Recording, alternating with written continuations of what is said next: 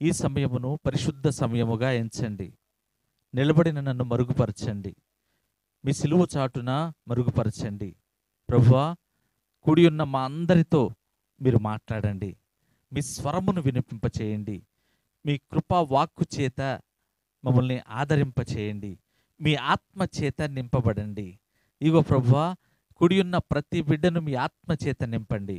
మా మధ్య మీ ఆత్మ సంచారమునుంచమని, గ్రహించే మనస్సును, వినగలిగే చెవులను మాకు దయచేయమని, అల్లరి ఆత్మలను దూరపరచమని, మీ వాక్యము బ్రతికించేది కనుక మమ్మలను ఈ బుధవారపు ఉపవాస ఆరాధనలో బ్రతికించమని, మీ జీవమునిచ్చి బ్రతికించమని, మీ జీవము గల వాక్కునిచ్చి బ్రతికించమని నజరేయుడైన యేసుక్రీస్తు వారి పరిశుద్ధమైన నామములో బ్రతిమలాడి అడిగి వేడుకొంచున్నాము తండ్రి. Amen, amen. దేవునికి మహిమ కలుగునుగాక. మీ అందరికీ ప్రభువైన యేసుక్రీస్తు వారి పేరట నా శుభవందనాలను తెలియజేస్తున్నాను. ఈరోజు ఒక ప్రత్యేకమైన దినం. ఈరోజు ప్రతి క్రైస్తవునికి ఒక ప్రత్యేకమైన రోజు. ఈరోజు క్రీస్తును నమ్మిన ప్రతి విశ్వాసి చెప్పుకోదగిన రోజు. ఈరోజు యేసుక్రీస్తు నా దేవుడు అని గర్వంగా చెప్పుకునే వారికి ఒక పండుగ రోజు. ఇదిగో నేను ప్రభు అయిన యేసుక్రీస్తుని నమ్మాను అని చెప్పుకునే వారికి ఒక చక్కటి ప్రత్యేకమైన రోజు. ఇదిగో ఆశ్చర్యకరుడు, అద్వితీయుడు, అక్షయుడు, అత్యున్నతుడు నా దేవుడు అని నమ్మి విశ్వసించిన వారికి దేవుడు ఈరోజు ప్రత్యేకమైన దినాన్ని ఏర్పాటు చేశాడు. అమ్మా ఆపండి. ఆ దినం ఏంటయ్యా అంటే ఇది ఒక స్పెషల్ డే. ప్రతి క్రిస్టియన్కి ఒక special day. Indian Christian day, భారతీయ క్రైస్తవ దినోత్సవం జూలై 3, సెయింట్ థామస్ డే. రెండు చేతులు ఎత్తి గంభీరంగా స్తోత్రములు చెబుదాం. దేవునికి మహిమ ఘనత యుగ యుగములు కలుగునుగాక. హల్లెలూయా. ఇది మీ పక్కవారికి షేక్ హ్యాండ్ ఇచ్చి హ్యాపీ క్రిస్టియన్ డే చెప్పండి. హ్యాపీ క్రిస్టియన్ డే చెప్పండి. Happy Christian day. మీకు అందరికీ కూడా హ్యాపీ క్రిస్టియన్ డే. అలాగే లైవ్లో ఉన్నవారికి కూడా భారతీయ క్రైస్తవ దినోత్సవ శుభాకాంక్షలను మా సునాద సువార్త సంఘం తరపున తెలియజేస్తున్నాం. అందరికీ హ్యాపీ ఇండియన్ క్రిస్టియన్ డే. దేవునికి మహిమ కలుగునుగాక. చూడండి, భారతీయ క్రైస్తవ దినోత్సవం, ఇండియన్ క్రిస్టియన్ డే. రాజులకు రాజు, ప్రభువులకు ప్రభువు, యుగ యుగములకు తరతరములకు ఆయనకే మహిమ ఘనత చెల్లించేవారిగా మనం ఉండాలి. ఆయనకే మహిమ చెల్లేటట్లుగా మనము ప్రవర్తించాలి. మన శిష్యరికం చేసిన, యాజకత్వం చేసిన, యజమానివైనా, దాసుడివైనా, నువ్వు ఘనుడివైనా, అధికారివైనా, నువ్వెవరివైనా, ఏ స్థితిలో ఉన్నా ఘనత ఎవరికి రావాలి? దేవునికి. మహిమ ఎవరికి చెల్లించాలి? మనము మనకు ఘనతగా ఉండకూడదు, కానీ మనము దేవునికి ఘనతగా ఉండాలి. ఎక్కడైనా ఎలాగైనా సరే.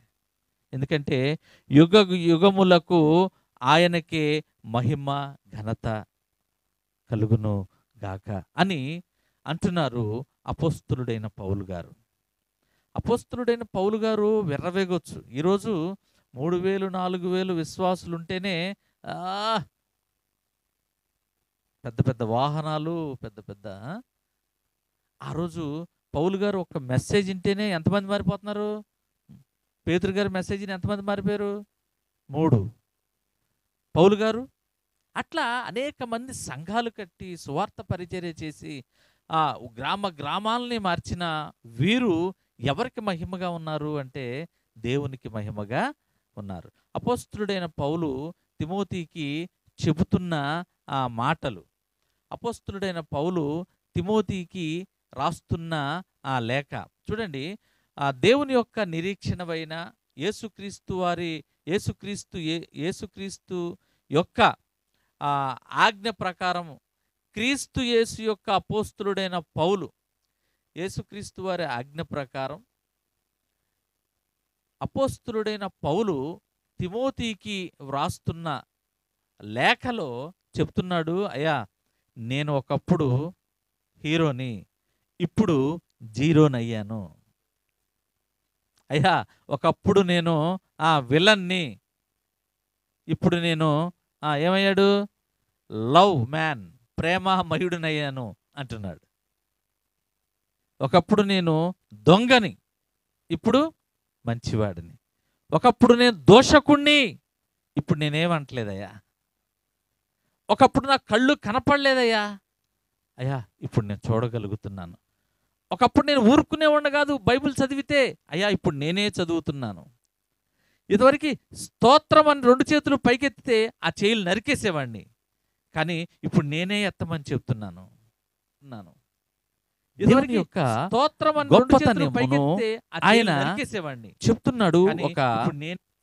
ఆయన చెప్తున్నాడు ఏమనంటే అద్భుతమైన ఒక మాటను చూడండి. పౌలు పట్ల, అపోస్తులుడైన పౌలు పట్ల దేవుని యొక్క కృపను తిమోతికి చెప్తున్నాడు. చాలా అద్భుతంగా చెప్తున్నాడు. చూడండి, పూర్వము దోషకుడను హింసకుడను హానికరుడైన నన్ను తన పరిచర్యకు నియమించి నమ్మకమైన వానిగా ఎంచినందుకు నన్ను బలపరిచిన మన ప్రభు అయిన యేసుక్రీస్తుకు కృతజ్ఞతుడనై ఉన్నాను. ఏమండి, దొంగలను, తిట్టేవారిని ఆయన ఎన్నుకొని ఏర్పరిచి మార్చి పరచి నడిపించి ఆయన తన పనికే వాడుకున్న దానికి ఆయన చెప్తున్నాడు, అయ్యా నన్ను బలపరిచినందుకు నేను కృతజ్ఞతుడును. ముందు దేవునికి చెప్తున్నాడు. అంటే పౌలు గారు దేవుడు పౌలు గారి పట్ల చూపించిన కృపలోని ఆంతర్యాన్ని తిమోతికి చెప్తున్నాడు. తిమోతి, దేవుడంటే దేవుడు కాదయ్యా, ఆయన కృప అమోఘం. నువ్వు సర్వసామాన్యంగా ఆకతాయితనంగా తీసుకోకు. ఇదిగో ఆయన కృప ఎల్లప్పుడూ ఒకే రీతిగా ఉంటుంది. ఆయన ప్రేమ ఎల్లప్పుడూ మారదు. ఆయన మాటను వెనుకకు తీసుకోడు. ఆయన ఎల్లప్పుడూ నిన్ను చూస్తూనే ఉంటాడు, పరిశీలిస్తూనే ఉంటాడు, పరిశోధిస్తూనే ఉంటాడు. తిమోతి జాగ్రత్త. ఇదిగో ఒకప్పుడు అసలు నా పరిస్థితి ఏంటో తెలుసా నీకు? అసలు నేను ఎవరో తెలుసా? నేను అలాంటి వాడినో తెలుసా? నా పరిస్థితి ఏంటో తెలుసా? అసలు నేను ఎంత దుర్మార్గుణ్ణో తెలుసా? ఎంత దోషకుణ్ణో తెలుసా? అసలు నేను ఎన్ని హత్యలు చేశానో తెలుసా? అసలు నరహంతకుడు అంటే ఎలా ఉంటాడో తెలుసా? నేనే. ఇదిగో యేసు అని పేరెత్తితే చంపేశాను, బైబిల్ చదువుతుంటే చంపేశాను, మీరు యేసుని నమ్ముతారా అంటే అంటే చంపేశాను. అలాంటి వాణ్ణి దమస్కు మార్గంలో నన్ను పట్టుకుని దేవుడు నన్ను మార్చాడు, నడిపించాడు, చీకటిని పారద్రోలాడు. అయ్యా నన్ను మా పౌలుగా మార్చాడు అని తిమోతికి చక్కగా వివరంగా, ఆవేశపూర్వకంగా కాక ప్రేమపూర్వకంగా చక్కగా చెప్తున్నాడు. చూడండి 12వ వచనం నుండి చూస్తే, నేను కృతజ్ఞతను తెలియక అవిశ్వాసము వల్ల చేసి తిని గనుక కనికరింపబడి తిని. ఏమండి, పౌలు గారు తిమోతి, అయ్యా నేను తెలియక చేసే అప్పుడు పనులు, హింసించడం, క్యాస్ట్ ఫీలింగ్తో క్రైస్తవులను అసలు నమ్మకూడదు అంటాం, ఇవన్నీ కూడా నేను తెలియక చేసిన పనులు కనుక నేను దేవుని చేత కనికరింపబడ్డాను. తెలిసి నువ్వు గనక చేస్తే నీకు అసలు రక్షణ లేదు, పాపము లేదు. చెప్పకనే చెప్తున్న మాట చూడండి. తెలియక చేసి తిని గనుక నేను కనికరింపబడి తిని. తెలిసి చేస్తే అవిశ్వాసము వలన, అంటే విశ్వాసం ఉంటే నువ్వు చెయ్యు, అంతే కదండి. అవిశ్వాసం ఉంటే గనక, అవిశ్వాసం వలన మాత్రమే నేను చేశాను, అయ్యా విశ్వాసం ఉంటే చేసేవాడిని కాదు, ఇగో అవిశ్వాసము వలన చేశాను గనుక నేను కనికరింపబడ్డాను దేవుని యొక్క కృపచేత. అంటే ఈ వాక్య భాగం వింటున్న దేవుని బిడ్డలారా, ఇగో నేను పాపం చేశాను అయినా దేవుడు క్షమిస్తాడు అని మాత్రం అనుకోకండి. ఇదిగో నువ్వు తెలియక చేసిన పాపాన్ని దేవుడు పరిశీలించి నిన్ను క్షమిస్తాడు. కానీ తెలిసి తెలిసి విశ్వాసం అంటే ఏంటో తెలుసు, నమ్మకం అంటే ఏంటో తెలుసు, దేవుని యొక్క నీతి అంటే ఏంటో తెలుసు, ఇది చేయకూడదని తెలుసు అని చేసిన, తెలిసి తెలిసి నువ్వు చేసిన ఇగో ఆ పాపాన్ని దేవుడు క్షమించడు. అవిశ్వాసము వలన చేశాను గనక ఇగో నేను ప్రతి పాపము నుండి కనికరింపబడ్డాను. మరియు మన ప్రభువు యొక్క కృపయు క్రీస్తు యేసునందున్న విశ్వాసమును ప్రేమయు అత్యధికముగా విస్తరించెను. క్రీస్తు యేసునంద విశ్వాసమును ప్రేమయు అత్యధికముగా విస్తరించెను. పాపులను రక్షించుటకు క్రీస్తు యేసు లోకమునకు వచ్చినను వాక్యము నమ్మదగినదియు పూర్ణాంగీకారమునకు యోగ్యమైనదియు అయి ఉన్నది. అట్టి వారిలో నేను ప్రధానుడను. ఇదిగో అంగీకరించుటలో నేను ప్రధానుడను, మొట్టమొదటి వాడను, నేనే మొదటిగా ఉండువాడను. అయినను అట్టి వారిలో నేను ప్రధానుడను. నిత్య జీవము నిమిత్తము తనను విశ్వసింపబోవు వారికి నేను మాదిరిగా ఉండులాగున యేసుక్రీస్తు తన పూర్ణమైన దీర్ఘశాంతమును ఆ ప్రధాన పాపి అయిన నాయందు కనికరపరుచుచున్నాడు. కనపరుచునట్లు నేను కనికరింపబడితిని. చూడండి, ఎంత పౌలు గారు దేవుని యొక్క కృపను ఎంత అర్థం చేసుకుని, ఎంత ఒదిగి, ఎంత తగ్గింపుతో, విధేయతతో తిమోతికి చెప్తున్నాడో ఈ మాటల్లో మనకు అర్థమవుతుంది. అంతేకాకుండా పౌలు గారు దేవుని యొక్క కృపను చూడండి ఎలా ఘనపరుస్తున్నాడో. సకల యుగములలో రాజయుండి, సమస్త యుగాలు, అన్ని యుగాల్లో రాజు ఆయనే, రాజయ్యుండి అక్షయుడను, క్షయము కానిది, నిర్వీర్యము కానిది, ఆయన్నెవరూ కూడా తీయలేరు, నెట్టలేరు, తొయ్యలేరు, చంపలేరు, పంపలేరు. అక్షయుడు, క్షయము కానిది, అక్షయుడును అదృశ్యుడునగు. ఆయన ఆరోహణమవుతాడు, అవరోహణమవుతాడు. ఇక్కడ ఒకే చోట మూడు చోట్ల ఒకే విధంగా ఉంటాడు. ఇక్కడ ఉంటే ఆయన మేఘారూఢుడై వెళ్తాడు, మేఘవాహనుడై వెళ్తాడు. ఇక్కడ మహిమ శరీరంతో ఇక్కడ ఉంటే మరో చోట ఉంటాడు. ఆయన అక్షయుడు, అదృశ్యుడు, అద్వితీయ దేవుడు. ఎలాంటి అద్వితీయం అంటే మరణపు ముళ్ళును వేర్చిన అద్వితీయుడు, సకల సృష్టిని నోటి మాటతో కలుగు చేసిన అద్వితీయుడు, మరణమును ఆయన నోటితో పిలిచిన అద్వితీయుడు, ప్రతి రోగమును ఆయన నోటితో శాసించిన అద్వితీయుడు, పంచభూతాలను ఆయన నోటితో శాసించిన అద్వితీయుడు. అటువంటి అద్వితీయుడును, అటువంటి దేవునికి ఘనత మహిమ యుగ యుగములు కలుగునుగాక అని పౌలు గారు అద్భుతమైన ఒక రూపముగా తిమోతికి చెప్తున్నాడు. ఇలాంటి దేవుని కలిగి ఉన్న మనము ఎలాంటి విశ్వాసంతో ఉంటున్నాం? పౌలు గారి లాంటి ఆయన ప్రేమను మనం తెలుసుకుని విధేయతతో జీవిస్తున్నామా? ఆయనను తెలుసుకుని, ఆయనను ఎరిగి, ఆయన యొక్క ప్రేమలో మునిగిన 12 మంది శిష్యుల్లో ఒక ఆయనే దిదుమ అనబడిన తోమ. ఆయన హతసాక్షి అయిన రోజు ఈరోజు July 3 Saint Thomas day, Indian Christian day. అదే ఈరోజు. దేవునికి మహిమ కలుగునుగాక. చూడండి, భారతీయ క్రైస్తవ దినోత్సవం, ఇండియన్ క్రిస్టియన్ డే, క్రీస్తకం 52వ సంవత్సరంలో యేసుక్రీస్తు 12 మంది శిష్యుల్లో ఒకడు తోమ క్రీస్తు సువార్త నిమిత్తం దక్షిణ భారతదేశపు కేరళ రాష్ట్రంలో మలబార్ తీరానికి వచ్చి అక్కడ సువార్త చేసి అద్వితీయమైన సంఘాలను స్థాపించాడు తోమ. ఆ తర్వాత క్రీస్తు శకం 72వ సంవత్సరంలో తమిళనాడులోని చెన్నై సమీపంలో మైలాపూర్ సెయింట్ థామస్ మౌంట్ దగ్గర క్రీస్తు సువార్త నిమిత్తం తోమా హతసాక్షి అయ్యాడు. క్రీస్తు సువార్త పరిచర్యలో ఉండగా కొందరు బ్రాహ్మణులు ఆయన్ను చంపివేశారు. అయితే నాటి నుండి తోమా బలిదానాన్ని జ్ఞాపకం చేసుకుంటూ జూలై 3వ తేదీన సెయింట్ థామస్ డేగా ప్రకటించారు. ద ఇండియన్ క్రిస్టియన్ డే, భారతీయ క్రైస్తవ దినోత్సవంగా ప్రకటించారు.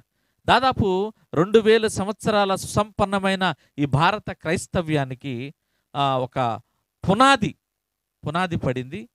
2000 సంవత్సరాల సుసంపన్నమైన భారత క్రైస్తవ్యానికి కారణం తోమా స్వార్థ పరిచర్య గుర్తు చేసింది. తోమా స్వార్థ పరిచర్యను గుర్తు చేస్తుంది ఈ 2000 సంవత్సరాల సుసంపన్నమైన భారతీయ క్రైస్తవ్యం. చూడండి, భారతీయ క్రైస్తవ దినోత్సవంగా జరుపుకుంటుంటే ఎందుకు జరుపుకుంటున్నామంటే, ఒక ప్రేమను పంచిన తోమా కర్కసుల చేతిలో హతసాక్షి అయ్యాడు. దేవుని నామాన్ని ఘనపరిచాడు. దేవునికి మహిమ కలుగునుగాక. భారతీయ వారసత్వ సంపదలో సుసంపన్నమైన దేశం భారతదేశం. ఇటువంటి భారతదేశంలో భారతీయ మన క్రైస్తవ్యాన్ని కాపాడుకుంటూ, క్రైస్తవ్యంలో ఒక ప్రత్యేకమైన గుర్తింపు తెస్తూ, ఐక్యతగా ఉంటూ, ఐక్యతను పెంపొందిస్తూ, క్రీస్తు శకం 52లో తోమా ద్వారా భారతదేశానికి తీసుకురాబడిన క్రైస్తవ్యం, తోమా ద్వారా భారతదేశానికి తీసుకురాబడిన యేసుక్రీస్తును, ఆయన సువార్తను సంతోషించడం అనేది భారతీయ క్రైస్తవ్యాన్ని గుర్తు చేస్తుంది. భారతీయ క్రైస్తవ్యాన్ని జ్ఞాపకం చేస్తుంది. భారతీయ క్రైస్తవ దినోత్సవం యొక్క దర్శనం మనకు కనబడుతోంది.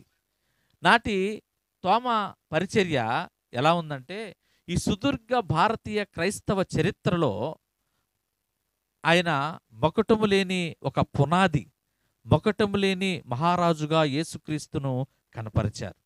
ఈ సుదీర్ఘ భారతీయ క్రైస్తవ్యంలో తోమా స్వార్థ పరిచర్య ఎలా ఉందంటే, చరిత్రకు పునాదులు వేసింది.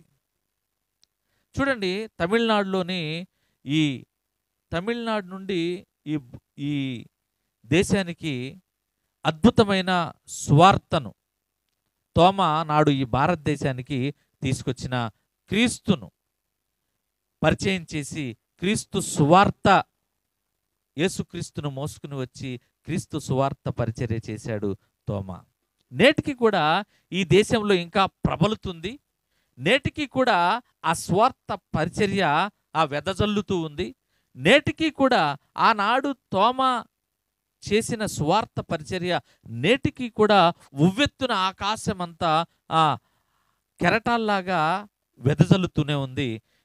నేటికి కూడా తోమా సువార్త అనేక హృదయాలను మారుస్తూ, పరివర్తనం చెందిస్తూ, భారతీయ క్రైస్తవుల్ని అత్యంత ఆత్మీయతలో నడిపిస్తూ ఉంది ఆయన సువార్త పరిచర్య. ఇప్పటికీ కూడా నేనంటాను, ఇంకా పరిశుద్ధాత్మ ఇప్పటికీ కూడా ఇంకా ఆ తోమా చేసిన ప్రార్థన, తోమా నడిపించిన ఆ నడిపింపు, తోమా చేసిన ఆ సువార్త పరిచర్య నేటికి కూడా అనేకుల్ని మారుస్తుంది, అనేకుల్ని తీసుకువెళ్తుంది, భారతీయ క్రైస్తవులుగా మారుస్తుంది. ఈ దేశాన్ని ప్రభావితం చేయడానికి తోమా సేవా జీవితం గొప్ప మార్గదర్శకమని, నేటి క్రైస్తవ్యానికి కూడా అది సమాజానికి స్ఫూర్తినిస్తుంది. దేవునికి మహిమ కలుగునుగాక. హల్లెలూయా. చూడండి, క్రైస్తవ్యం క్రీస్తు శకం 52వ సంవత్సరంలో ఒక ఆసియా దేశం ఇజ్రాయెల్ నుండి భారతదేశానికి వచ్చింది. కానీ పాశ్చాత్య దేశాల నుండి కాదు, ప్రాచీన, దేవునికి మహిమ కలుగునుగాక. అయితే పాశ్చాత్య దేశాల నుండి కాదు. క్రైస్తవ్యం ప్రాచీనమైనదే కానీ పాశ్చాత్యమైనది కాదు. కనుక భారతదేశానికి వచ్చింది క్రీస్తు సువార్త తోమా ద్వారానే. తోమా బలిదానం ఈరోజు ఇండియన్ క్రిస్టియన్ డేగా మలచబడింది. దేవునికి మహిమ కలుగునుగాక. దేవుని యొక్క అద్భుతమైన ప్రణాళిక ఈ భారతదేశానికి వచ్చింది తోమా ద్వారా. నమ్మిన వారు గట్టిగా చప్పట్లు కొట్టుచు దేవుని నామాన్ని గణపరుద్దాం. దేవునికి మహిమ కలుగునుగాక. హల్లెలూయా. చూడండి, భారత్లో మొట్టమొదటిగా అతి పురాతనమైన చర్చి మైలపూర్ సెయింట్ థామస్ కథెడ్రల్. దేవునికి మహిమ కలుగునుగాక. ఇదిగో మీరు చూస్తున్నారు, దీన్ని అపోస్తలుడైన తోమా క్రీస్తు శకం 52లో నిర్మించారు. ఈ చర్చి గురించి తెలుసుకోవడానికి ముందుగా భారతదేశంలో క్రైస్తవ్యం భారతదేశంలోనికి తోమా తీసుకువచ్చాడు. ఈ చర్చి గురించి తెలుసుకోవాలంటే ముందు తోమా గురించి మనం తెలుసుకోవాలి. దేవునికి మహిమ కలుగునుగాక. తోమా ఇదిగో ఫస్ట్ ఫాదర్ ద్వారా దేవునికి మహిమ చెల్లిస్తూ తోమా ఈ చర్చిని నిర్మించారు. దేవునికి మహిమ కలుగునుగాక. యేసుక్రీస్తు 12 మంది శిష్యుల్లో ఎవరో ఒకడైన తోమా ఏం చేశాడంటే గలిలయ సముద్ర తీరాన చేపలు పడుతున్నాడండి. అక్కడ దిదుమ అనబడిన తోమా. అయితే అక్కడ అర్థమును బట్టి తోమా అంటే కవలలు అని, దిదుమ అంటే గ్రీకు భాషలో కవలలు అని, దిదుమ అంటే అరామిక్ భాషలో కవలలు అని ఉంటుంది. అంటే తోమా అంటే కవలలు అని అర్థం. అంటే ఈయన ఇంకో ఆయన ఉన్నారా, లేకపోతే తోమా దిదుమ అనబడిన అది ఆయన బిరుద అనేది ఒక ప్రశ్న. అయితే పండితులు ఏం చెప్తారంటే కమల పిల్లల్లో ఒకరు అని బైబిల్ పండితులు కొంతమంది వ్యాఖ్యానిస్తారు. మరో కొంతమంది ఏం చేస్తారంటే ఇది ఆయనకి ఇచ్చిన బిరుదు, ఆ రోజుల్లో ఆయన అద్భుత స్వస్థతలు వలన ఆయనకిచ్చిన గొప్ప బిరుదు అని అంటారు. అయితే మరికొందరు అంటారు ఆయన అసలైన పేరు యూదా తోమా అని కొంతమంది అంటారు. అయితే యోహాను తోమాకు బాల్యమిత్రుడు కావడంతో, చిన్నప్పటి స్నేహితుడు కావడంతో, చైల్డ్హుడ్ ఫ్రెండ్ కావడంతో యోహాను సువార్తల్లో ఆయన తోమా గురించి చాలా వివరంగా చక్కగా రాశాడండి. మొట్టమొదటిగా మనం తోమాను ఎక్కడ చూడవచ్చు అంటే యోహాను సువార్త 11వ అధ్యాయము 16వ వచనం తీయండి. మన బైబిల్ గ్రంథంలోని యోహాను సువార్త 11వ అధ్యాయము 16వ వచనంలో మనం చూడవచ్చు. అందుకు దిదుమ అనబడిన తోమా ఆయనతో కూడా చనిపోవుటకు మనము వెళ్ళుదమని తన తోటి శిష్యులతో చెప్పెను. యేసు వచ్చి అది వరకే అతడు 4 దినములు సమాధిలో ఉండినని తెలుసుకొనెను. బెతనియ యెరూషలేమునకు సమీపమై ఉండెను. దానికి ఇంచుమించు కోసెడు దూరము. గనుక యూదుల్లో అనేకులు వారి సహోదరుని గూర్చి మార్తను మరియను ఓదార్చుటకై వారి యొద్దకు వచ్చి, మొట్టమొదటిగా మనం చూస్తే ఇక్కడ లాజరు మరణించబోతున్నాడని లాజరును చూడగారు యోదయ ప్రాంతానికి యేసుక్రీస్తు వారు వెళ్ళాలని నిశ్చయిస్తారు. అంటే అక్కడ ఆ గ్రామం వెళ్ళాలని తీర్మానించినప్పుడు అక్కడ ప్రాణాపాయం ఉంది మనకి అని శిష్యులు సంశయిస్తారు. సంభవించినప్పుడు అప్పుడు లాజరు చనిపోయాడు అని యేసుక్రీస్తు వారు స్పష్టంగా చెప్తారు. అయినా సరే మనం వెళ్దాం. ఎందుకు? మార్తా మరియను పలకరించాలి. చాలా అవినాభావ సంబంధం ఉంది యేసుక్రీస్తు వారికి, మార్తకి, మరియకి. లాజరు కంటే ప్రాణం యేసుక్రీస్తు వారికి. వెళ్ళాలి, మనం పలకరించాలి, మాట్లాడాలి. అయినా యేసుక్రీస్తు వారికి తెలుసు లాజరు నేను బ్రతికించగలను అని. లాజరు నిద్రపోతున్నాడు అంటారు, చనిపోలేదు, నిద్రపోతున్నాడు.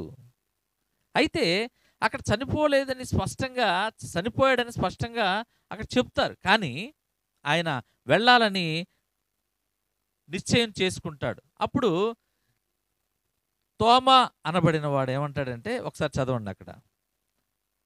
ఆయనతో కూడా చనిపోవుటకు మనము వెళ్ళుదామని తోమ తనతో కూడా నిన్ను వండిన శిష్యులతో చెప్తాడు.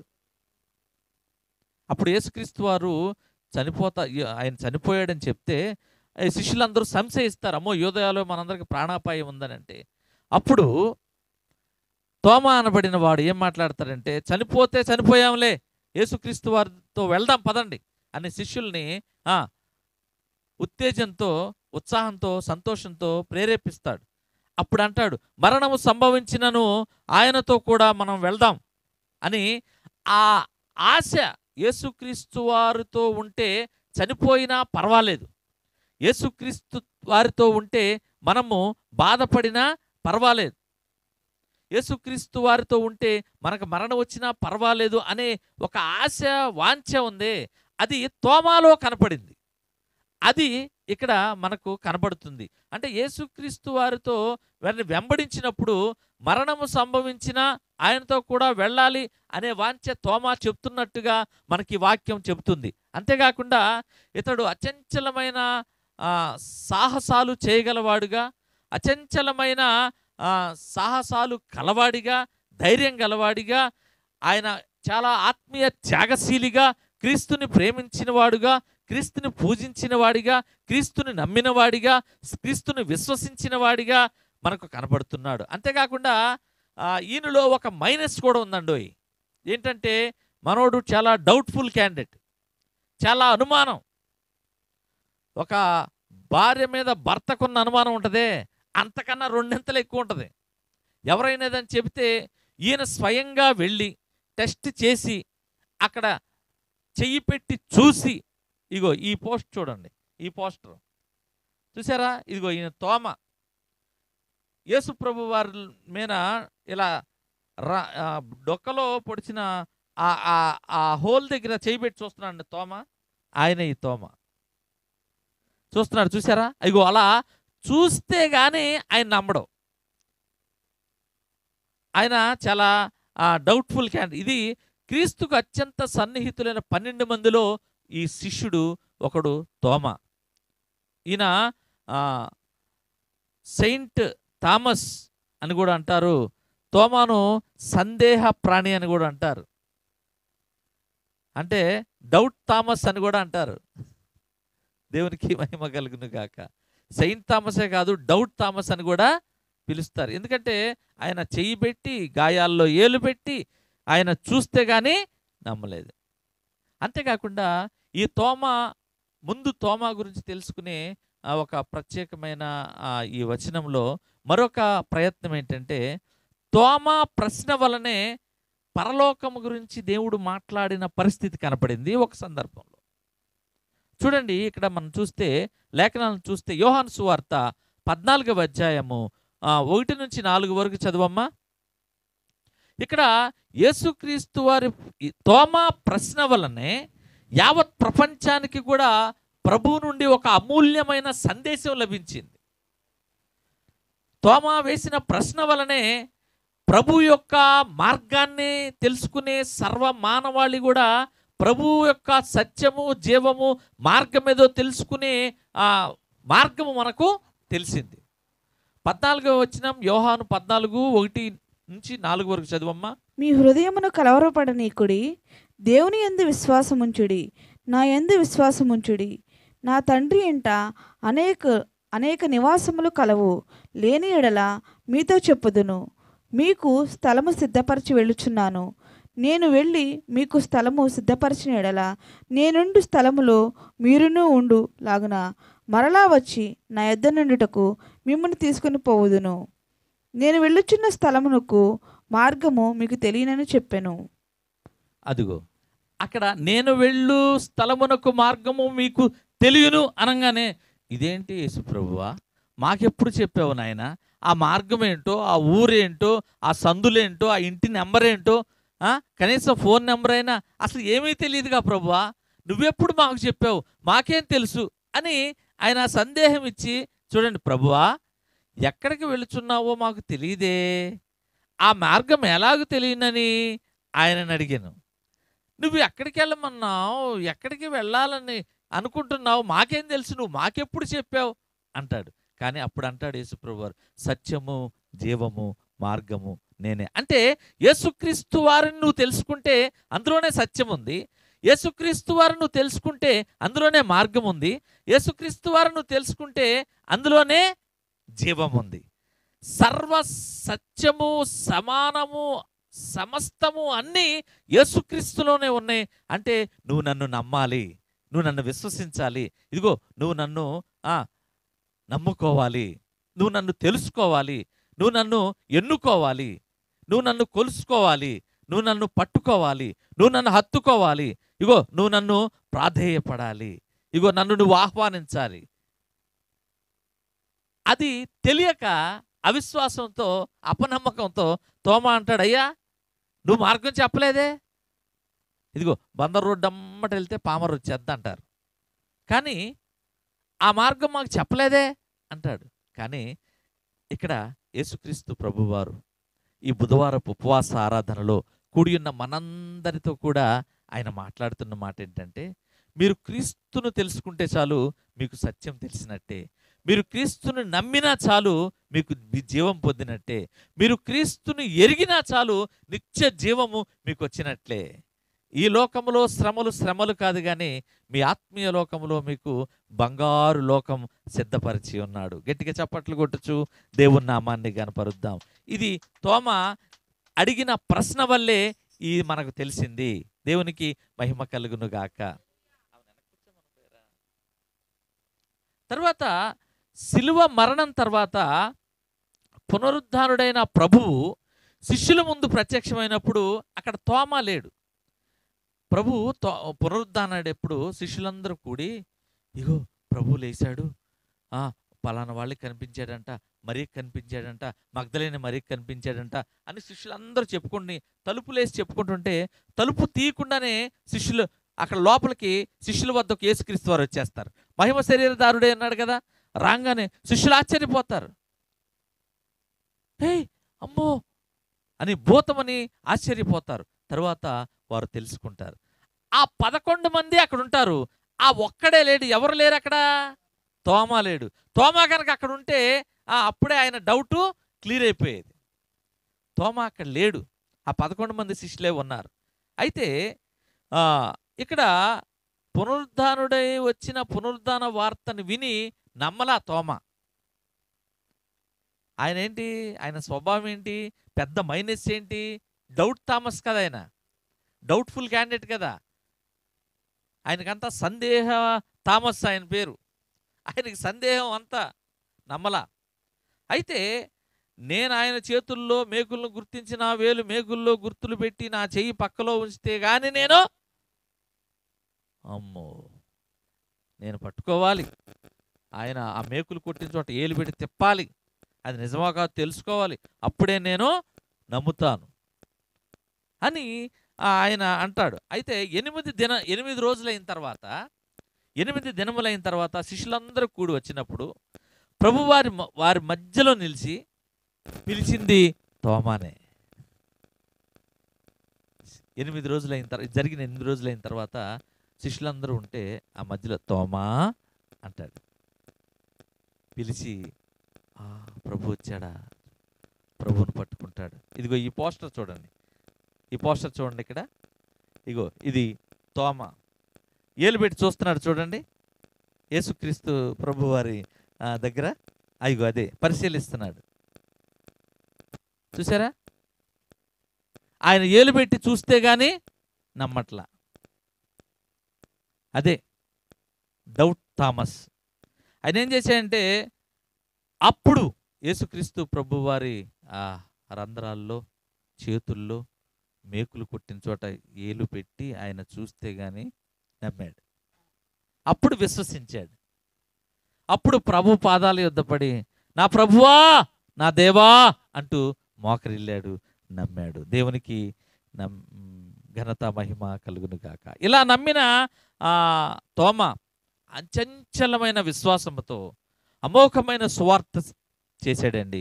స్థిరమైన పునాదులు వేశాడు, చాలా సంఘాలను కట్టాడు, చాలా విశ్వాసము కలిగి ఇతర శిష్యుల కంటే ఎక్కువ దూరం పయనించి ఎక్కువ సంఘాలను కట్టి ఆయన స్థిరత్వముతో మనోధైర్యం కలిగి యేసుక్రీస్తు వారి మీద విశ్వాసముతో ఆయన జీవించాడు. దేవునికి మహిమ కలుగునుగాక. తోమా చేసిన అద్భుతమైన స్వార్థ పరిచర్య. ఎందుకు ఇండియన్ క్రిస్టియన్ డేకి తోమాను ఆదర్శంగా తీసుకున్నారు? ఎందుకంటే భారతదేశానికి మొట్టమొదటిగా యేసుక్రీస్తు వారిని మోసుకొచ్చింది తోమానే. మొట్టమొదటిగా భారతదేశంలో స్వార్థ సేవా పరిచర్యకు అడుగుపెట్టింది తోమానే. జూలై 3నే ఆయన హతసాక్షి అయ్యాడు. అందుకే సెయింట్ థామస్ డేగా, ఇండియన్ క్రిస్టియన్ డేగా మలిచారు. అయితే ఈయన మెస్పటోమియాలో ఎడేసా పట్టణంలో తన సేవను ప్రారంభించిన తోమా అపోస్తులుడైన తద్దయితో కలిసి బబులోనుకు వెళ్ళాడు. అక్కడ ఆ తర్వాత ఒంటరిగా పారసీక దేశంలో అబియాటేన్లో ఉన్న కొన్ని సంవత్సరాలు సేవ చేశాడు. ఆ తర్వాత ఐగుప్తు పాలస్తీనా దేశముల మధ్య జరుగుతున్న వర్తక వ్యాపారముల బట్టి, పరస్పర సంబంధములను బట్టి, అంటే అక్కడ వాణిజ్య వ్యాపారాలు, ఆ వ్యాపారములను బట్టి, ఓడరేవు రాకపోకలను బట్టి అక్కడ పరస్పర సంబంధాలు ఏర్పడడంతో ఇదంతా పారసీక దేశం మీదుగానే జరుగుతున్నదని గ్రహించాడు. తర్వాత మన దేశం భారతదేశం చాలా దౌర్భాగ్య స్థితిలో ఉందని, భారతదేశం అణచబడిన దేశమని, భారతదేశం అంధకార దేశంగా ఉందని, భారతదేశము అందరి కింద దాస్య శృంఖలాల్లో ఉందని, భారతదేశము దాస్యములో మునిగిపోయి ఉందని, వారికి రక్షణ కావాలి, వారికి స్వేచ్ఛ కావాలి, వారికి స్వతంత్రము కావాలి, వారికి నిత్య జీవము కావాలని వినిన తోమా ఏం చేశాడంటే బయలుదేరి భారతదేశానికి వచ్చాడండి. ఎప్పుడంటే క్రీస్తు శకం 49వ సంవత్సరంలో గాంధారమును అంటే పంజాబ్ను పరిపాలించిన రాజైన సందసోరస్ దగ్గర కట్టడ నిపుణుడిగా, అంటే ఇంజనీర్, కన్స్ట్రక్షన్ ఇంజనీర్, ఇప్పుడు సివిల్ డిపార్ట్మెంట్లో చదువుతున్నారు కదా బీటెక్, కన్స్ట్రక్షన్ ఇంజనీర్ అంటే కట్టుట ఆ కట్టడ నిపుణుడు అంటే స్ట్రక్చర్ ఇంజనీర్, కన్స్ట్రక్షన్ ఇంజనీర్గా ఆయన జాయిన్ అయ్యాడు. అక్కడ వాళ్ళ రాజు కుమారుడు అంటే యువరాజు అయిన ఘాట్సోరస్ మరణించినప్పుడు తోమా యేసునందు గొప్ప నమ్మకంతో ఉంటే యేసు నామములో అతన్ని తిరిగి బ్రతికించాడు. యువరాజును బ్రతికించిన రాజు ఏం చేశాడంటే ఆయన జీవితాన్ని మార్చుకున్నాడు. యేసుక్రీస్తు ప్రభువారిని సొంత రక్షకునిగా నమ్ముకున్నాడు. గట్టిగా చప్పట్లు కొట్టుచు దేవుని నామాన్ని గనపరుద్దాం. అయితే ఆ సందసోరస్ రాజు క్రీస్తుని అంగీకరించిన తర్వాత అక్కడ తోమా గురించి ప్రబలిందండి. అక్కడ తర్వాత ఆ తోమా ఆ గాంధార సంఘమును శాంతియాస్ అనే డీకన్ సంఘ కాపరి చేతికి అప్పగించాడు. అక్కడ అప్పగించి సోకోటీరా అనే లంకకు వెళ్ళాడు. అక్కడ కొన్ని సంవత్సరాలు సువార్త పరిచర్య చేశాడు. అక్కడ నుండి సోకోటీరా నుండి క్రీస్తు శకం 52వ సంవత్సరంలో వర్తక ఓడ, క్రీస్తు శకం 52లో వర్తక ఓడ ఎక్కి మైలాపూర్ కేరళ రాష్ట్రం మైలాపూర్ సముద్ర తీరమున ఉన్న గిరంగనూరులో దిగాడు. దేవునికి మహిమ కలుగునుగాక. గిరంగనూరులో ఒక స్వార్థ యోధుడు దిగాడు. గిరంగనూరులో ఒక యేసు పంపిన ఒక స్వార్థ సాధనము దిగింది. దేవునికి మహిమ కలుగునుగాక. అప్పుడు ముసిరీస్ అని పిలువబడిన ఈ ఓడరేవు కొచ్చిన్, చెన్నై ప్రాంతం, ముసిరీస్ అనే ఊరి పేరు. కొచ్చిన్, చెన్నై ప్రాంతంలో కొచ్చిన్ సమీపాన ఉండేది. అయితే తోమా పాలూరు, గిరంగనూరు, పారూరు, కొక్మంగళం, కాయల్, నిరణం, కొల్లం అను 7 స్థలాల్లో సంఘములు స్థాపించి అద్భుతమైన స్వార్థ పరిచర్య చేసి క్రీస్తును సొంత రక్షకులుగా అంగీకరించి వారికున్న విగ్రహారాధన నుండి, వారికున్న అంధత్వము నుండి, వారికున్న లోభత్వము నుండి, వారికున్న అపనమ్మకాల నుండి, వారికున్న అపవిత్రాత్మల నుండి అద్భుత రీతిగా విడుదల పొందించి యేసే నిత్యజీవమని నమ్మించి అనేక సంఘములను కట్టి ఆ తర్వాత మార్తోమా సంఘములు అని పిలిచేటట్లుగా ఆయన వారందరినీ స్థాపించాడు. దేవునికి మహిమ కలుగునుగాక. ఈ సంఘములను పరామర్శించడానికి అనేక మందిని అభిషేకించాడు. దేవునికి మహిమ కలుగునుగాక. అయితే ఇవన్నీ చేస్తుంటే అందరూ కూడా అనేకమైన మూఢాచారాలలో, అపనమ్మకాలతో, అనేకమైన ప్రకృతిని దేవుళ్ళుగా మలచి వారంతా కూడా అన్యాచారాలలో, అపవిత్రాత్మలతో, విగ్రహారాధనతో మునిగిపోతూ ఉంటే నిజదేవుడు ఎవరో తెలిపే ప్రయత్నంలో తోమ అనేకమైన స్వార్థ పరిచర్య చేస్తుంటే చూడలేని కళ్ళు, నమ్మలేని మనస్సులు, కఠినమైన హృదయాలు ఏం చేసినాయి అంటే తోమాను చంపడానికి ప్రయత్నం చేసినాయి. అనేకమైన ప్రయత్నాలు, పన్నాగాలు చేశారు తోమాను ఇక్కడి నుంచి తొలగించాలని. దేవునికి మహిమ కలుగునుగాక. తోమా వాక్యం వినడానికి వచ్చే వేలాది మందికి దప్పిక తీర్చే విధంగా ఆయన ఎన్నో అద్భుతాలు చేశాడు. అది వేరే సందర్భంలో చెప్పుకుందాం. అయితే ఒక మద్రాస్కి నడిబొడ్డున 10 కిలోమీటర్ల దూరంలో ఉన్న సైదాపేట అనే ఊర్లో తోమ దప్పికైతే చేతి కర్ర పెట్టి కొండను కొడతాడండి. అక్కడ జలధారలు, ఆ జలధారలను సృష్టించాడు. సైదాపేటకు నేటికి కూడా ఈ ధార అక్కడ పారతానే ఉంది. ఇది జీవం కాదా? ఇది సాక్ష్యం కాదా? ఇది సువార్త కాదా? యేసుక్రీస్తు అందరికీ ప్రభు అని తెలిపే సత్యం కాదా? గట్టిగా చప్పట్లు కొట్టచ్చు, దేవుని నామాన్ని గనపరుద్దాం. ఈ ధార ఒక వరప్రసాదం. ఆ తోమ కర్రతో కొట్టిన, కొండను కొట్టిన ఆ ధార ఇప్పటికి కూడా పారతానే ఉంది. ఈ కొండ దిగువన ఒక పాదముద్ర కూడా ఉంది. ఈ పాదముద్రని తోమాదే అన్నట్లుగా వారు కొందరి అభిప్రాయం. పూర్వీకులు, పండితులు ఈ ముద్ర తోమేదననే ఒక అభిప్రాయం. అయితే తోమ హతసాక్షిగా మారిన సందర్భం. ఎందుకు ఈరోజు క్రిస్టియన్ డే, ఇండియన్ క్రిస్టియన్ డేగా ఎందుకు మలిచాం? ఇండియన్ క్రిస్టియన్ డేగా ఎందుకు ప్రకటించబడింది? సెయింట్ థామస్ డేగా ఎందుకు ప్రకటించబడింది? భారతీయ క్రైస్తవ దినముగా ఎందుకు ప్రకటించబడింది అంటే హతసాక్షిగా తోమ. ఆనాడు కేరళలోని పలయూర్ ఒక బ్రాహ్మణ అగ్రహారం. అక్కడ ఏం జరిగిందంటే వారు నిత్యము పూజా విధానాల్లో ఉండేవారు. వారు నిత్యము ప్రకృతిని పూజించేవారు. ఆ ప్రకృతిని పూజిస్తున్నప్పుడల్లా తోమ చాలా బాధపడేవారు.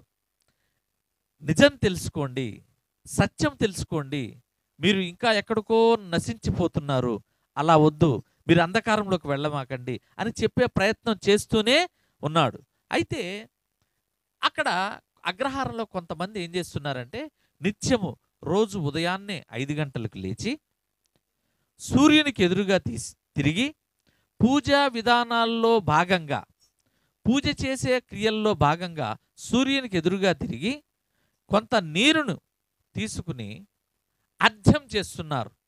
అర్ఘ్యం, ఓం నీ సమర్పయామి అంటారు. అంటే అర్ఘ్యం, నీటిని త్రాగుతున్నారు. అంటే నీటిని పైకి వెదజల్లడం. నీటిని ఇలా తాగుతూ సమర్పయామి అంటారు. నీటిని వెదజల్లుతూ, అంటే వీరు నీటిని పైకి ఇస్తుండేవారంట. ఆ నీళ్ళు ఎక్కడ పడిపోతున్నాయి? వీళ్ళు పైకి ఇసురుతుంటే ఆ నీళ్ళు ఎక్కడ పడుతున్నాయి? నేల మీద పడిపోతున్నాయి. ఎందుకు పనికి రాకుండా వ్యర్థమైపోతున్నాయి. ఒక్కొక్కసారి ఒక్కొక్క రోజు వస్తుంది, స్పెషల్ డేలు ఉంటాయి కదండి. ఒక్కొక్క దేవుడికి ఒక స్పెషల్ డే ఉంది, తెలుసా మీకు? నాగుల చవితి అంటారు, తెలుసా? తెలుసు కదా. వెళ్ళి పుట్టలో పాలు పోసేస్తూ ఉంటారు, గుడ్లు వేసేస్తూ ఉంటారు. ఆ పాలు ఎక్కడికి వెళ్ళిపోతున్నాయండి? పాము ఎంత కూర్చుని ఇన్ని పాలు తగ్గిద్దాము, పాలు వెళ్ళి పుట్ట నిండా పాలు పోసేస్తారు, గుడ్లు వేసేస్తారు. ఆ పాము అమ్మో, రోజు వచ్చేవాళ్ళు వీళ్ళు ఎవరు రావట్లేదు, ఈరోజు ఇంతమంది వస్తారు, నా పాము ఏం చేసిద్ది? భయపడి పారిపోయిద్ది. ఈ పాలన్నీ భూమిలో ఇంకిపోతున్నాయి. నేను అంటాను, ఆ పక్కనే ఒక భిక్షకుడు ఉన్నాడు, ఆ పక్కనే ఒక భిక్షగాడు ఉన్నాడు, ఆ పక్కనే ఒక ఆకలిగా ఉన్నవాడు ఉన్నాడు, ఆ పక్కనే ఒక దరిద్రుడు ఉన్నాడు, ఆ పక్కనే ఒకడు కడుపు మార్చుకుని కొన్ని రోజుల నుండి తినక తాగక ఉండేవాడు ఉన్నాడు. వాడికి ఒక్క గ్లాసు పాలిస్తే ఏమవుతుంది నీకు? నిత్య జీవం నీకు వచ్చిద్దా రాదా? ఒక దరిద్రుడిని పోషించిన వాడు అవుతావవ్వా, ఒక ప్రాణాన్ని నిలబెట్టిన వాడు అవుతావవ్వా. తీసుకెళ్ళి నువ్వు ఎక్కడ పోతున్నావు? మంటిలో ఇంకేస్తున్నావు, మంటిలో పోసేస్తున్నావు, వ్యర్థం చేసేస్తున్నావు. అదే వాడికి ఇస్తే ఒక చనిపోతున్న ప్రాణాన్ని బ్రతికించిన వారు అవుతారు. అదే తోమ అగ్రహారంలో చెప్పాలనుకున్నాడు, ఇదిగో మీరు నీటిని కింద వ్యర్థం చేస్తున్నారు, ఇదిగో ప్రాణాలను బ్రతికించేది నీరు, మీరు నిత్య జీవం ఏంటో తెలుసుకోండి అని అక్కడ చెప్పాలనే ప్రయత్నం చేస్తున్నారు. వాళ్ళు పైకి విసిరిన ఆ జలాలు తిరిగి కిందకే పడుతున్నాయి. అయితే అది చూసిన తోమ వాళ్ళ దగ్గరికి వెళ్ళాడు, వారితో అన్నాడు, ఇదిగో మీ పూజలను దేవుడు స్వీకరించట్లేదయా అన్నాడు. వాళ్ళు అన్నారు, ఓయ్ ఊరి బడవా, ఏంట్రా నువ్వు చెప్పేది అన్నారు. బ్రాహ్మిన్స్ కదా, వాళ్ళు అలా మాట్లాడతారు అన్నమాట. అయితే ఇగో మీ దేవుడు మీ పూజలను స్వీకరించటం లేదయ్యా అని అంటాడు. నీరు పైకి విసురుతున్నారు, అది కిందే పడిపోతుందిగా. మీరు నమ్మిన దేవుడైతే దాన్ని స్వీకరిస్తాడుగా. మీరు పైకి నీళ్ళు విసురుతున్నారు, ఆ నీళ్లు ఆకాశంలోకి వెళ్ళిపోవాలి కదా.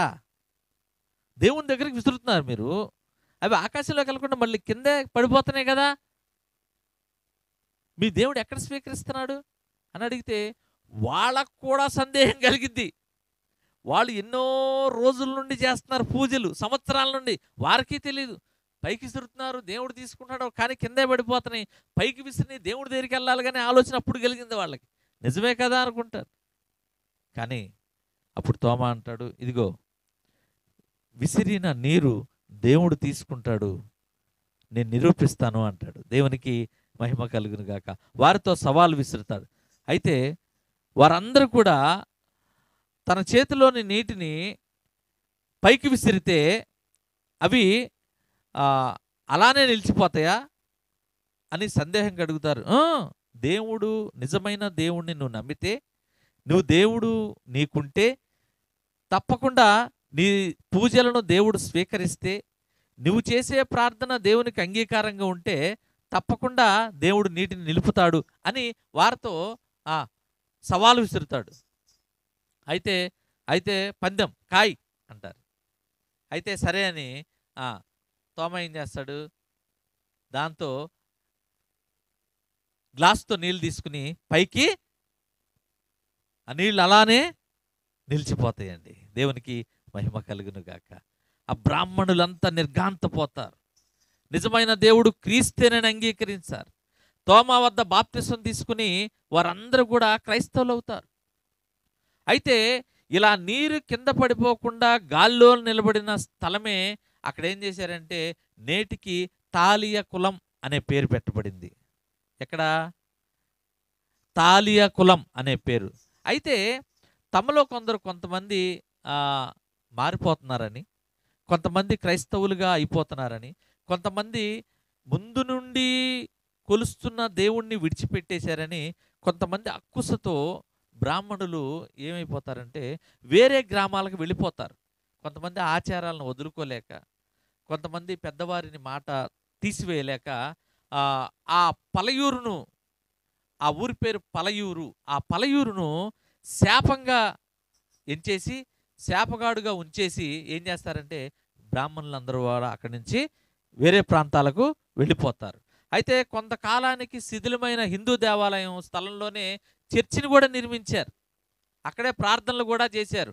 పురాతన ఆలయ శిథిలాల్లో కొన్నింటికి నేటిని కూడా ఆ పలయూరులో అక్కడ మనము చూడవచ్చు. అక్కడ అనేక మార్పులు చోటు చేసుకున్న ప్రస్తుత మైలాపూర్ సెయింట్ థామస్ చర్చ్ నిర్మాణాన్ని, ఇదిగో ఇదే church, Saint Thomas Mylapore church ఇదేనండి. దీన్ని నిర్మాణాన్ని ఇటలీకి చెందిన ఫాదర్ ఫెనికో, ఆయన పేరు ఫాదర్ ఫెనికో, 1607 సంవత్సరంలో నిర్మించాడు. ఇదిగో చర్చ్ చూడండి ఎంత అద్భుతంగా ఉందో. చూసారా ఈ చర్చ్?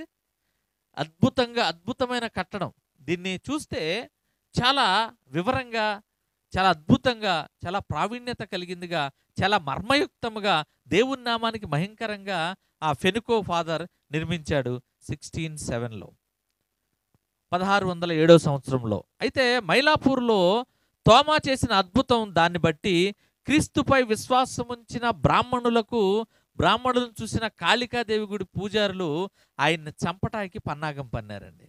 ఎవరండి? కాళికాదేవి పూజారులు. అయితే అక్కడ మిస్తి అనే రాజు కూడా వీరికి తోడ్పడ్డాడు. లేకపోతే వీరి వల్ల అయ్యేది కాదు తోమాను చంపడం.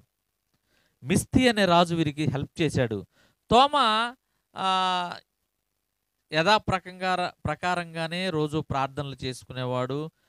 మైలాపూర్ కొండ గుహలోకి వెళ్ళి ప్రార్థిస్తున్నాడు. ఆయన ప్రతిరోజు కూడా తెల్లవారులు ప్రార్థించి ఉదయాన్నే బయటకు వచ్చి అనేక మందిని స్వస్థపరిచి, అనేక మందిని క్రీస్తులోనికి నడిపించి, ధైర్యం చెప్పి, బలపరిచి, ఆదరించి, ఆత్మీయతలోనికి తీసుకువచ్చి మరలా ఆ కొండ గుహలోనికి వెళ్ళి ఆయన తెల్లవారులు కూడా ప్రార్థన చేస్తూ రెస్ట్ తీసుకునే సమయం. అక్కడికి వెళ్ళి ఆయన గుహలోకి వెళ్ళి ప్రార్థిస్తూ ఉండగా ఎదురుగా ఆ పూజారులు ఏం చేస్తారంటే పెద్ద తోమాను వచ్చి వెనక నుండి బల్లెంతో పొడిచేస్తారండి.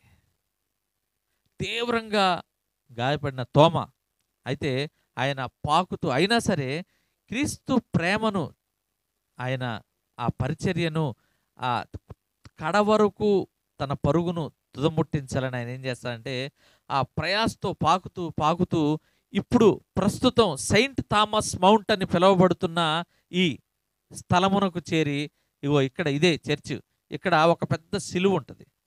ఈ చర్చ్ ఈ స్థలమునకు చేరి పాకుతూ ఆ బల్లెంతో పొడిచి పారిపోయారు వాళ్ళంతా. అక్కడి నుంచి అలాగే పాకుతూ వచ్చి ఆ మరణకరమైన పరిస్థితిలోనే, ఆ నెత్తురు కారుతూ ఉన్న పరిస్థితిలోనే పాకుతూ వచ్చి ఆ సిలువను హత్తుకుని ఆయన ప్రాణాలు విడుస్తాడండి. ఆయన హతసాక్షి అయ్యాడు. ఇది చెన్నై నగరానికి 13 కిలోమీటర్ల దూరంలో మేనంబాకం విమానాశ్రయాన్ని ఆనుకుని ఉంది ఈ స్థలం. అయితే క్రీస్తు శకం 72వ సంవత్సరంలో జులై 3వ తేదీన తోమా మరణించాడని చరిత్ర చెప్పబడింది. దేవునికి మహిమ కలుగునుగాక. తోమా చనిపోయినప్పుడండి వేలాది మంది కన్నీరు మున్నీరయ్యారండి. తోమా చనిపోయినప్పుడు వేలాది మంది నిరాశ్రయులైపోయినంత విధంగా ఆయన కోసం ఏడ్చి కన్నీరు కార్చారు. అప్పటి మైలాపూర్ రాజు ఆయన మహదేవన్ తన కుమారుడు విజయంతో కలిసి ఆ ప్రదేశానికి వచ్చి పరిశుద్ధుడైన తోమా మరణానికి ఎంతో విలపించి ఆయన గొప్ప ఆయన ఏం చేశాడంటే అధికార లాంఛనాలతో అంటారు కదా, అట్లాగే రాజవస్త్రాలు ధరించి బంగారపు వస్త్రం, రాజవస్త్రం కాదు బంగారపు వస్త్రం ధరించి ఆయనకు చుట్టి మైలాపూర్లో శాంతోంకు తీసుకువెళ్ళి తోమా తన స్వహస్తాలతో నిర్మించుకున్న తన చిన్న చర్చితో, ఆయనే కట్టుకున్నాడు చిన్న చర్చి, అదిగో ఆ చిన్ని చర్చిలో ఆయన సమాధి చేశారు. నేడును ఆ సమాధినికి మనం చూడవచ్చు. సమాధి రాళ్ళు మొదటి శతాబ్దానికి చెందినవిగా రుజువుపరుస్తున్నాయి. దేవునికి మహిమ కలుగునుగాక. ఇదిగో ఇండియన్ క్రిస్టియన్ డేకి ఇదిగో ఎంత ఆవశ్యకత ఉంది. ఈ భారతీయ క్రైస్తవ దినోత్సవానికి ఎంత చరిత్ర ఉంది. తోమా చేసిన అద్భుతమైన సేవా పరిచర్య, తోమా అడుగుపెట్టిన మొట్టమొదటిగా భారతదేశంలో సువార్త అడుగు తోమా, సువార్త యోధుడు తోమా. భారతదేశానికి వచ్చిన మొట్టమొదటి రక్షణ ఎవరంటే తోమానే. యేసుక్రీస్తు వారు పంపబడిన మొట్టమొదటి దయాహస్తం ఏదైనా ఉందంటే అది తోమా హస్తమే. యేసుక్రీస్తు వారు భారతదేశంలో సర్వ మానవాళికి పంపిన ఒక రక్షణ కవచం ఏదైనా ఉందంటే అది తోమానే. యేసుక్రీస్తు వారు మొట్టమొదటిగా భారతదేశంలో ఉన్న సర్వ మానవాళికి పంపిన ఒక అభయ వాక్కు ఏదైనా ఉంది అంటే అది తోమా వాక్కే. భారతదేశానికి సర్వ మానవాళికి ప్రభు అయిన యేసుక్రీస్తు వారు పంపిన ఒక అభయ హస్తం ఏదైనా ఉంది అంటే అది తోమా యొక్క హస్తమే. దేవునికి మహిమ కలుగునుగాక. ఇది ఇండియన్ క్రిస్టియన్ డే యొక్క ప్రత్యేకత. భారతీయ క్రైస్తవ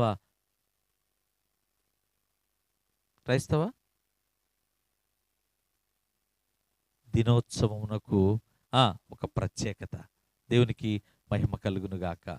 తోమా ఈరోజే మరణించారు, హతసాక్షి అయ్యారు.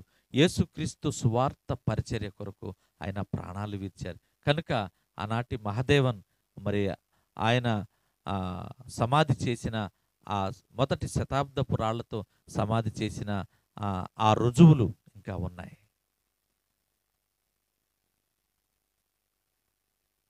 Indian Christian day.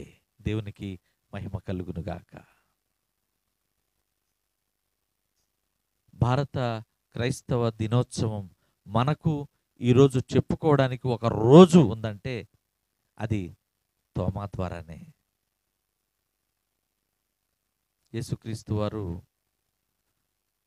చాలా హింసలకు, చాలా గాయాలకు బలై ఎంత స్వేచ్ఛను మనకి ఇచ్చారు. అలాగే తోమా కూడా ఎన్నో ప్రయాసలు పడి భారతదేశము చీకట్లో దాస్యంలో ఉందని ఎవరో చెబితే వర్తక వ్యాపారులు విని ఆయన వచ్చాడు. మరి ఈ బుధవారపు ఉపవాస ఆరాధనలో ఈ వాక్య భాగం ఉంటున్న దేవుని పిల్లలారా, ఎవరో చెబితే దేశాలు వదిలి, ఫ్యామిలీని వదిలి, ఉన్న ఊరును వదిలి త్యాగముతో కూడిన సువార్తను పట్టుకుని ఈ దేశంలో వారిని రక్షించడానికి తోమా వచ్చాడే. నీ ఇంటి పక్క వారికి ఎవరికైనా యేసుక్రీస్తు గురించి చెప్తున్నారా? నీ తోటి వారికి, నీ బంధువులకు, నీ రక్త సంబంధికులకు యేసుక్రీస్తు వారి యొక్క ఔన్నత్యాన్ని, విధేయతను, త్యాగమును సువార్త చేస్తున్నారా? కనీసం మీరు చేసే ప్రయాణాలలో, రైలు ప్రయాణాల్లో, విమాన ప్రయాణాల్లో, వాహన ప్రయాణాలలో, స్నేహ ప్రయాణాలలో, ముసలమ్మ ముచ్చట్లలో కనీసం యేసుక్రీస్తు వారి గురించి అద్భుత కార్యాలైన అక్కడ చెప్పుకుంటున్నారా? స్వార్థ పరిచర్య చేస్తున్నారా? వాక్య భాగం వింటున్న దేవుని బిడ్డలారా, తోమా ద్వారా మనకు దేవుడు మనతో మాట్లాడిన మాట ఏంటంటే, సువార్తే మన రక్షణ, సువార్తే మన జయం, సువార్తే నిత్య జీవం, సువార్తే ప్రేమ, సువార్తే యేసుక్రీస్తు. జ్ఞానులు ఆ రోజు వచ్చి గొల్లలు చెప్తారు, ఇగో దూత మా దగ్గరకు వచ్చింది, మీకు రక్షకుడు పుట్టాడు అని జ్ఞానులకి ఊరంతా చెప్తారు. అది సువార్త కదా? రక్షకుడు నీ కొరకు పుట్టాడు అనేది సువార్త చెప్తున్నారు. ఆ సువార్త ఆనాటి నుండి ఈనాటి వరకు అనేక వేల మందికి చెప్తూనే ఉన్నారు. అలాగే మరి నువ్వెవరికి చెప్పావు? నీవెంతమందికి చెప్పావు? ఈ బుధవారపు ఫాస్టింగ్ ప్రేయర్లో దేవుడు నీతోనే సూటిగా మాట్లాడుతున్నాడు. సువార్త పరిచర్య చేస్తున్నారా? నీవు దేవుని యొక్క నామాన్ని ప్రచురము చేస్తున్నావా? సువార్త చేయండి. తోమా కొన్ని దేశాలు దాటి సముద్ర మార్గంగా ప్రయాణించి, మార్గాలు లేవు, ఈరోజు వసతులు ఉన్నాయి, మనకు అన్ని మార్గాలు ఉన్నాయి, కానీ మార్గాలు లేని రోజే ఆయన సముద్ర మార్గంలో వచ్చి మనందరికీ సువార్త పరిచర్య చేసి మనందరినీ కూడా రక్షణ మార్గంలో నడిపించాడు. ఘనత, మహిమ యుగయుగములు దేవునికే కలుగునుగాక. మీరందరికీ మరొకసారి హ్యాపీ ఇండియన్ క్రిస్టియన్ డే, భారతీయ క్రైస్తవ దినోత్సవ శుభాకాంక్షలు. సకలాశీర్వాదములకు కారణభూతుడా మా ప్రియ పరలోకపు తండ్రి, మీకే వందనములు ప్రభువా, స్తోత్రాలు. అయ్యా మమ్మల్ని ఈ బుధవారపు ఉపవాస ఆరాధనలో ఏకపరిచి స్థిరపరిచి మీ సిలువ చాటున మరుగుపరిచి నైనా మీ ప్రత్యక్షతనిచ్చి మమ్మల్ని అందరినీ కూడా మరుగుపరిచి మీ స్వరమును వినిపింపచేశారు. ది ఇండియన్ క్రిస్టియన్ డే, భారతీయ క్రైస్తవ దినోత్సవం అంటే ఏంటో, ఎలా వచ్చిందో మీరు మాతో తెలియచేశారు ప్రభువా. భారతీయ క్రైస్తవ దినోత్సవం ఎలాగూ రూపుదిద్దుకుందో, ఎవరి ద్వారా వచ్చిందో, ఎలాగూ దానిని అమలు పరిచారో, ఎవరి ఆజ్ఞ ఇచ్చారో అయ్యా మాతో తేట తెల్లంగా మైలుపరిచారు ప్రభువా. మీకు స్తోత్రాలు, వందనాలు. తోమా ద్వారా సువార్త భారతదేశానికి వచ్చిందని అద్భుతంగా తెలియజేశారు ప్రభువా. ప్రభువా, మరి మా ద్వారా ఎన్ని దేశాలకు వెళ్ళాలి, మా ద్వారా ఎన్ని గ్రామాలకు వెళ్ళాలి, మా ద్వారా ఎంతమంది హృదయాలకు చెప్పాలి అయ్యా. ప్రతి ఒక్కరికి సువార్త పరిచర్య చేసే గొప్ప మనస్సును, ఆ త్యాగాన్ని, సమయాన్ని దయచేయమని ప్రార్థిస్తున్నాం తండ్రి. ప్రతి ఒక్కరికి సువార్త చేసే హృదయాన్ని, మనస్సును కలిగించమని, రేకెత్తించమని, పుట్టించమని, ప్రతి ఒక్కరిలో సువార్త విత్తనమును వేయమని, ప్రతి ఒక్కరిలో సువార్త ఆయా మొక్కను నాటమని సమస్తమును మీ చేతులకు అప్పచెబుతూ నజరేయుడైన యేసుక్రీస్తు వారి పరిశుద్ధమైన నామములో బ్రతిమలాడి అడిగి వేడుకొంచున్నాము తండ్రి. ఆమేన్, ఆమేన్.